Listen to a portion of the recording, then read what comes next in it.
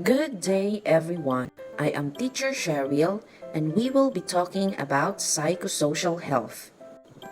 Before we proceed to our lesson proper, let us have a warm-up exercise. Instruction: look at the photos to be flashed on your screen and observe. Picture number 1.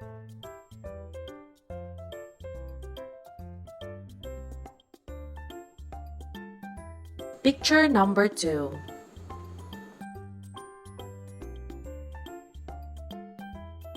Picture number 3.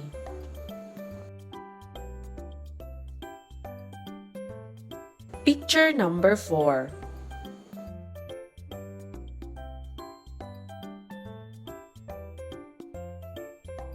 Now, let us see what you have observed. Picture number 1. Correct! Happy people. How about our picture number 2? What have you observed? Correct! Friends interaction. Sociable.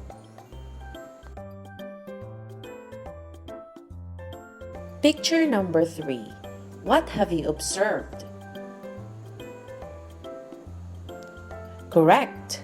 Happiness. You chose to be happy. Finally, our picture number 4. What have you observed? Correct! Peace. Free spirit. Let us now read and understand our lesson objectives. Number 1. Define psychosocial health. Number 2. Explain and understand the 4 dimensions of psychosocial health. Number 3. Analyze factors that influence psychosocial health. And number 4. Suggest ways to improve our psychosocial health.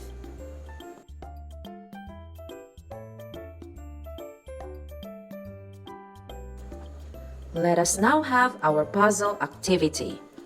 You are given 3 minutes to complete the following. Write your answer on a piece of paper. Your 3 minutes starts now.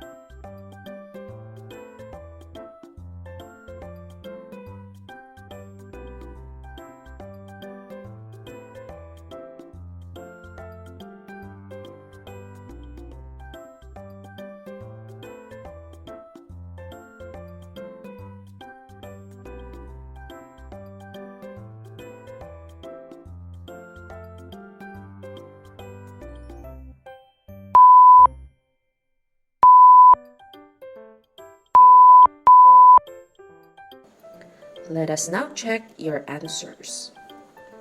Across, number 1. Health achieved when you feel at peace with life. Answer, spiritual. Number 3. Health of person's ability to accept and manage feelings. Answer, emotional. Number 5. Health of person's ability to form healthy relationships. Answer, social. Down. Number 2. Combination of psychological and social behavior. Answer, psychosocial. Number 4. The state of being free from illness or injury. Answer, health. Number 6. Health refers to cognitive, behavioral, and emotional being. Answer, mental. What do you know about Maslow's hierarchy of needs? Maslow's hierarchy of needs is a theory in psychology proposed by Abraham Maslow in his 1943 paper, A Theory of Human Motivation. It is presented in a pyramid with 5 needs. The first need is the physiological needs. It includes food, water, warmth, and rest. Next is the safety needs. Security, safety. Next is belongingness and love needs. Intimate relationships and friends. The fourth need is the esteem needs. It includes prestige and feeling of accomplishment. Finally is the self-actualization. It is achieving one's full potential, including creative activities. These 5 needs are divided into 3. The basic needs include physiological and safety needs. Next is the psychological need, includes love and belongingness and self-esteem. And finally is the self-fulfillment needs. Needs lower down in the hierarchy must be satisfied before individuals can attend to needs higher up. Now let us proceed to psychosocial health. It is defined as a state of mental, emotional, social, and spiritual well-being. It is also the result of complex interaction between a person's history and his or her thoughts about and interpretations of the past and what the past means too. As you can see in our picture, psychosocial health comprises of 4 dimensions: the mental, emotional, social, and spiritual health. The first dimension of psychosocial health is mental health, the thinking you. It is the thinking or rational part of psychosocial health. Mentally healthy people tend to respond to life challenges constructively. Irrational thinking may indicate poor mental health.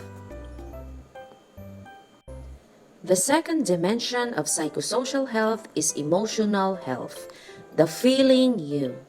The feeling or subjective side of psychosocial health that includes emotional reaction to life.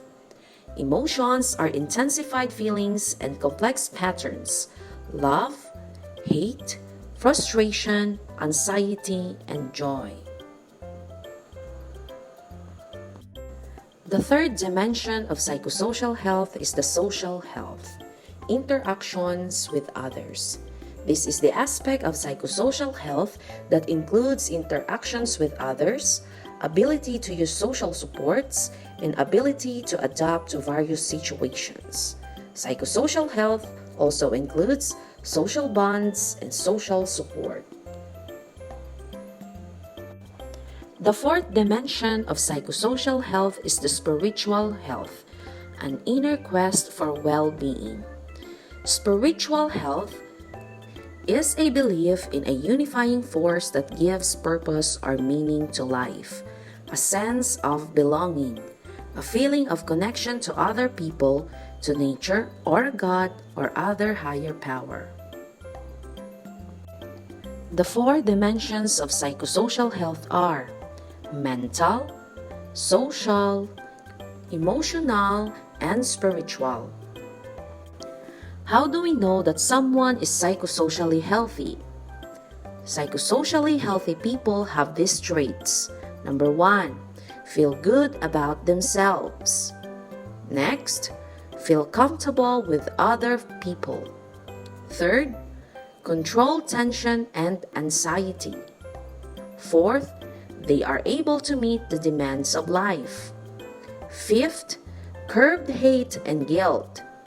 Sixth, they maintain a positive outlook. 7, they value diversity. 8, they appreciate and respect nature. And finally, they enrich the lives of others. There are 6 influencing factors of psychosocial health. The first factor is the external or the macro environment. This includes your neighborhood, crimes, natural disasters, and the like. The next factor is the internal factor. It includes family, friends, and loved ones. The third factor is the self-efficacy and self-esteem. Self-efficacy is a belief in one's ability to perform a task successfully. And self-esteem is a sense of self-respect or self-worth.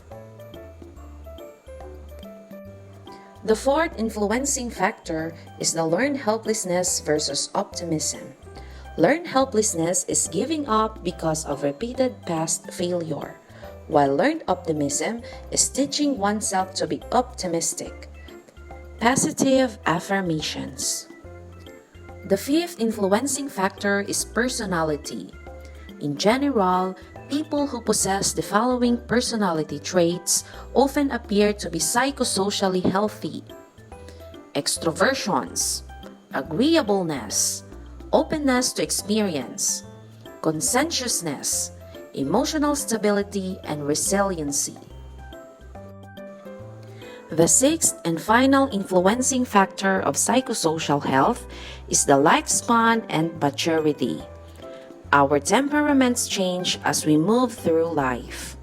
Those who do not accomplish developmental tasks, such as learning how to solve problems and evaluate decisions, may find their lives interrupted by recurrent crises later on. Now, let's proceed to mental illness. What is mental illness? This is a mental health condition that has a negative effect on the way an individual thinks, feels, and behaves.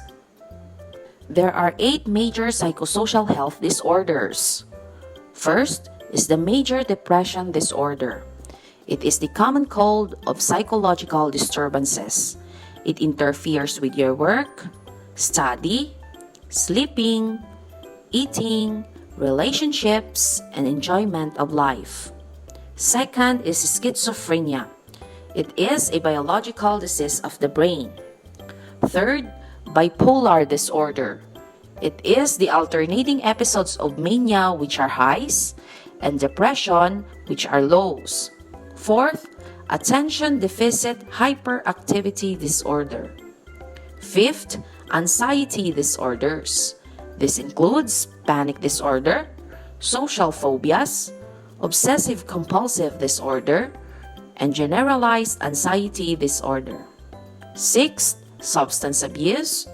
7, personality. And the last is the suicide or giving up on life. The following are the strategies to enhance psychosocial health. 1. Find a support group. 2. Complete required tasks. 3. Form realistic expectations. 4. Make time for yourself. 5. Maintain physical health through exercise. 6. Examine problems and seek help if needed. And lastly, get adequate sleep. As you can see in our image, there are 9 ways to enhance your psychosocial health. The first image is talk about your feelings. Second, eat well. Third, talk to your friends and family. Fourth, keep active.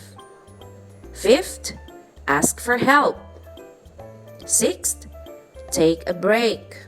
Seventh, do something you are good at.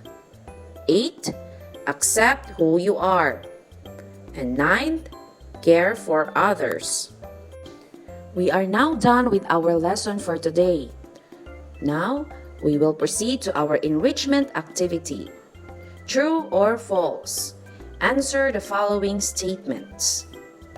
Number 1.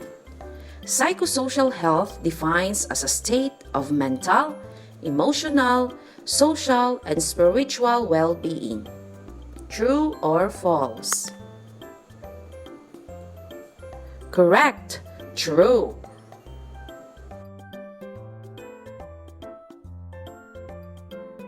Number 2.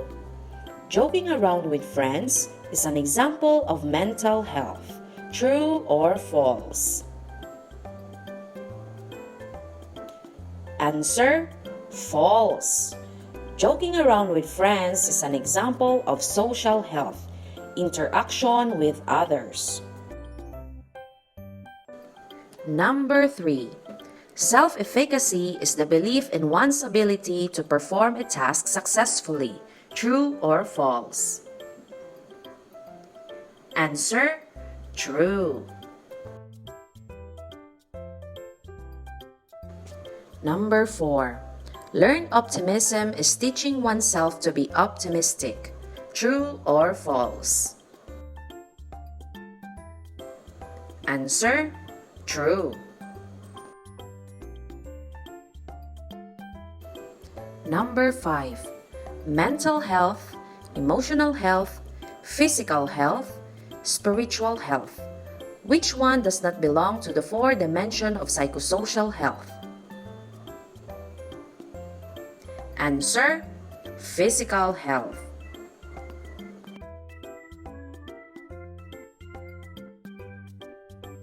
Our next activity is an essay writing.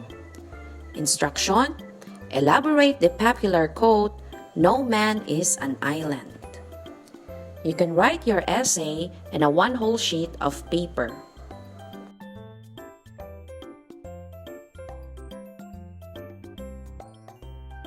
To wrap up our lesson on psychosocial health, let us have a short quiz. Instruction: match column A with column B. Write your answer on the space provided before the number.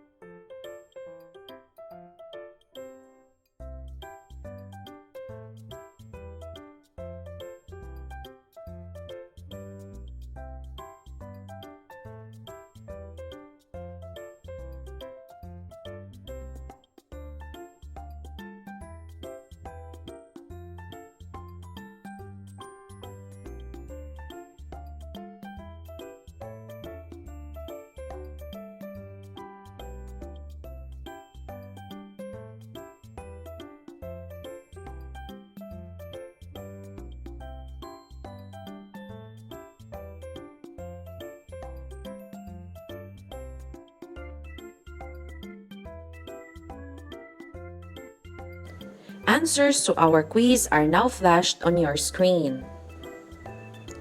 How did you do? For your assignment, complete the phrase, "I am grateful for." Make a list at least 10. Good luck!